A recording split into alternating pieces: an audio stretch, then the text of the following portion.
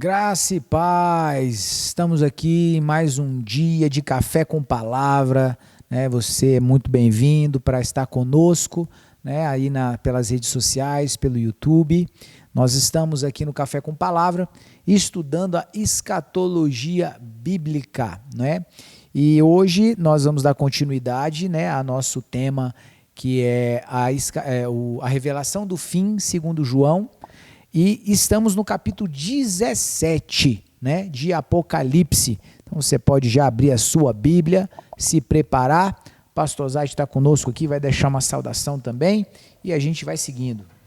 Muito bem, estamos aqui mais uma vez, estudando hoje esse capítulo que fala sobre Babilônia.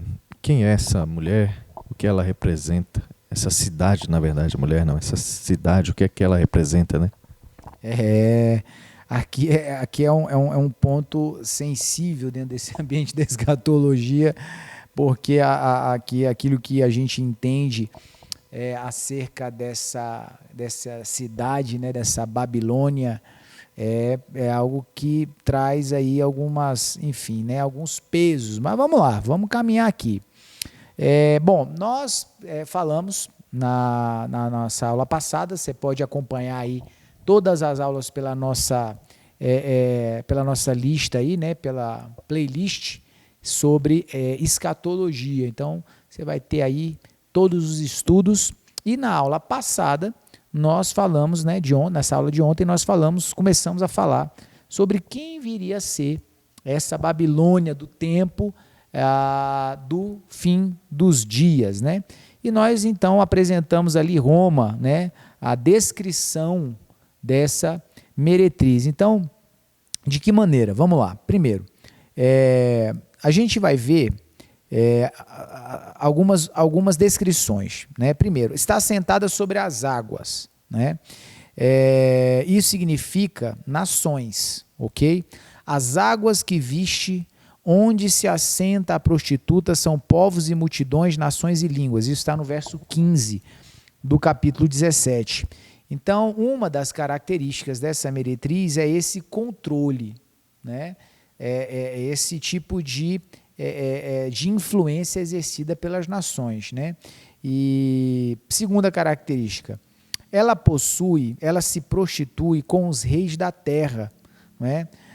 E aí, uma das questões da porque a gente entende que a igreja romana é essa figura da grande meretriz, porque a igreja romana, ao longo dos séculos, né, dedicou-se mais em fazer acordos políticos do que na evangelização dos povos não alcançados, né? Então, é fácil você notar isso quando você percebe todo o contexto histórico, em especial na Europa, nos tempos medievais, onde a gente vê a igreja muito mais com princípio, um caráter político, de dominância política, do que de fato uma preocupação em levar o evangelho do Senhor Jesus, né?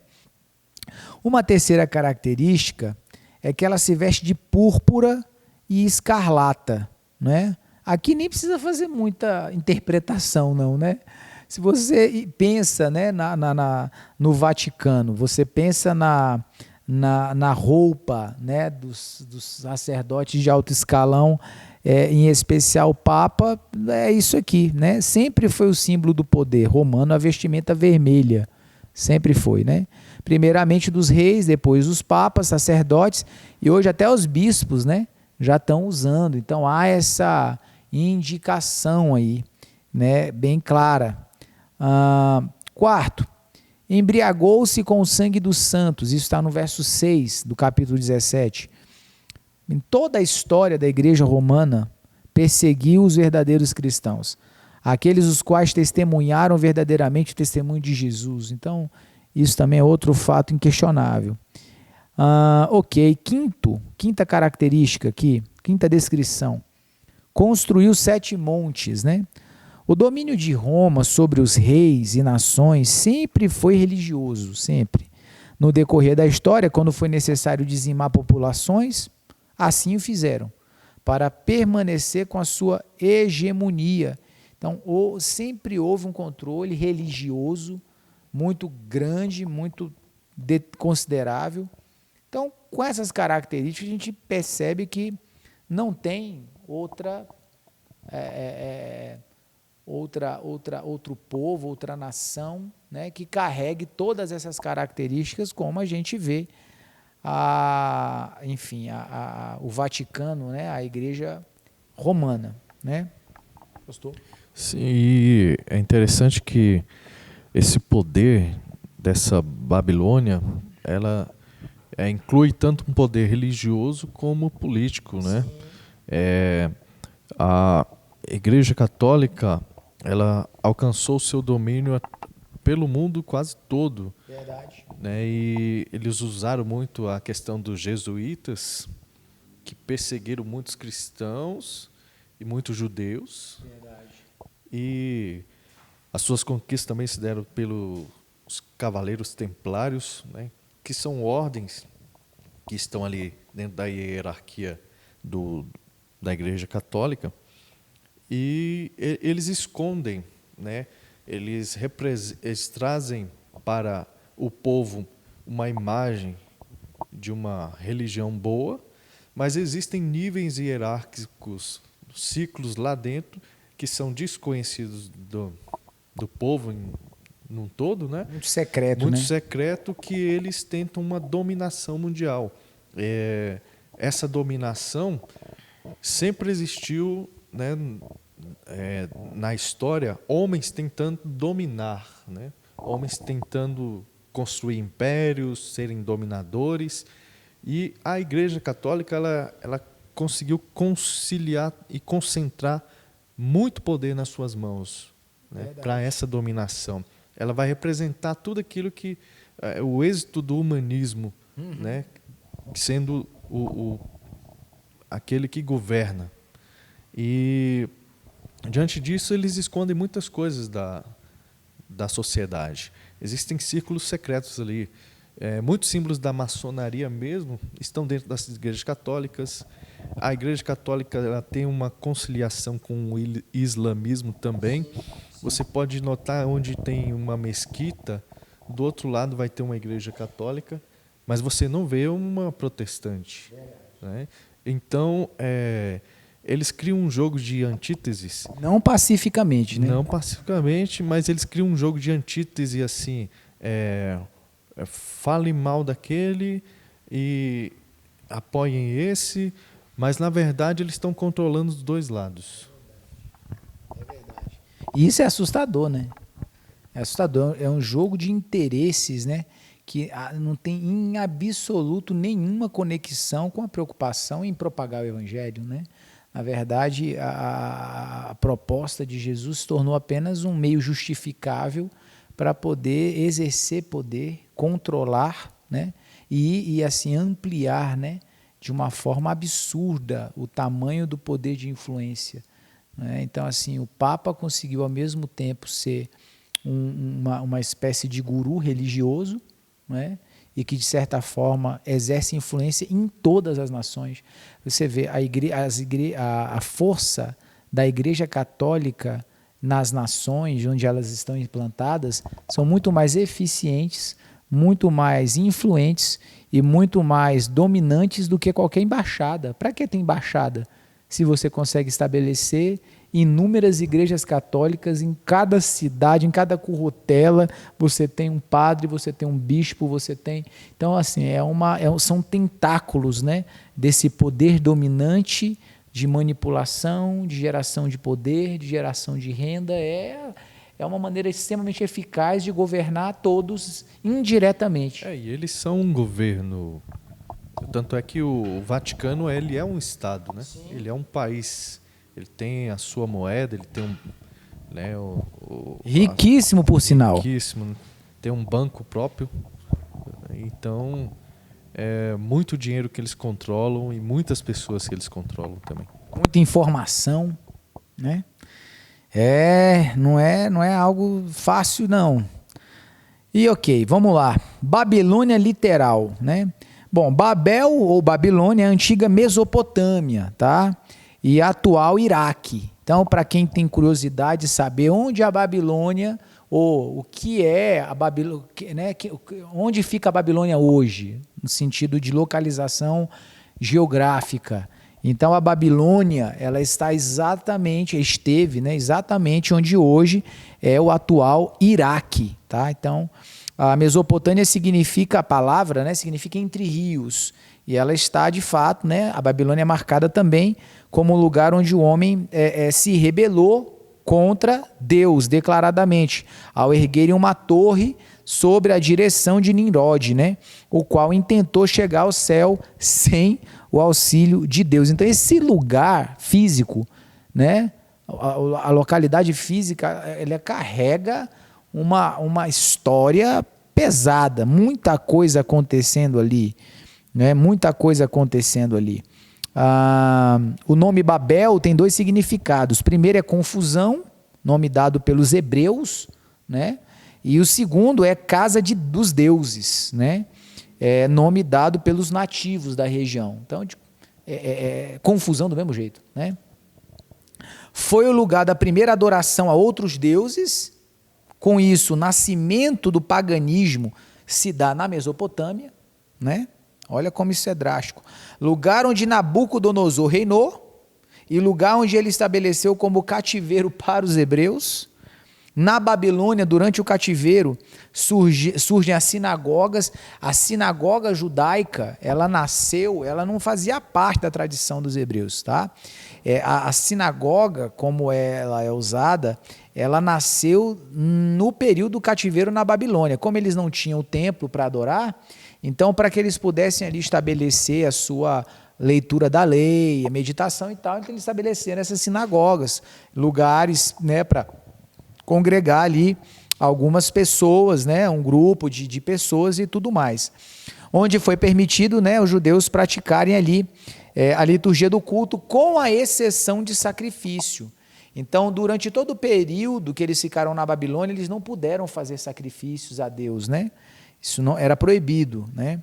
O problema é que não existe adoração verdadeira sem renúncia. Esse sentido de religião sem altar veio da onde? Da Babilônia, né? Então, podemos ter religião, mas sem sacrificar. Essa ideia vem da Babilônia, vem desse intuito, né? Tanto é que quando Zorobabel volta, a primeira coisa que ele edifica, depois que cada um se estabelece nas suas casas, a primeira coisa que ele edifica é o altar. E volta-se o processo de sacrifícios de adoração.